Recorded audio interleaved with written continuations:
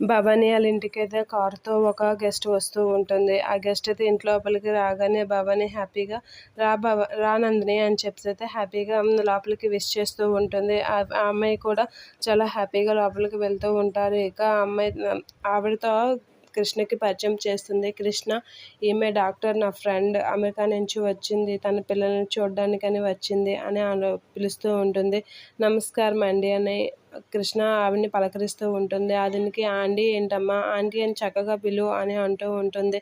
సరే నమస్కారం ఆంటీ అని చెప్పేసి అంటూ ఉంటుంది. ఇక ముకుంద వాళ్ళైతే ఆవిడ మాట్లాడుతూ ఉంటే హ్యాపీగా అలాగా నవ్వుతూ ఉంటారు. ఇక నీకు ఒక విషయం కృష్ణ, ఈవిడ ఎందుకు వచ్చిందో తెలుసా? ఈవిడ డాక్టర్ కదా, నీ హెల్త్ చెక్ చేస్తుంది. నీకు హెల్త్ చెక్ చేసి ఆరోగ్యం పరంగా ఏం జాగ్రత్తలు తీసుకోవాలో అవన్నీ నాకు చెప్తూ ఉంటుంది అని అంటూ ఉంటుంది భవాని. ఆ మాటలకి ఒకసారిగా షాక్ అవుతూ ఉంటుంది కృష్ణ. అమ్మో, ఇప్పుడు కానీ ఈవిడ చెక్ చేస్తే నా స్వరోగసి ద్వారా బిడ్డకు అంటున్నానని తెలిసిపోతుందేమో అని భయపడుతూ ఉంటుంది. ఆ మాటలు వినగానే ఆదర్శ్ అయితే ఒకసారిగా షాక్ అవుతూ ఉంటాడు.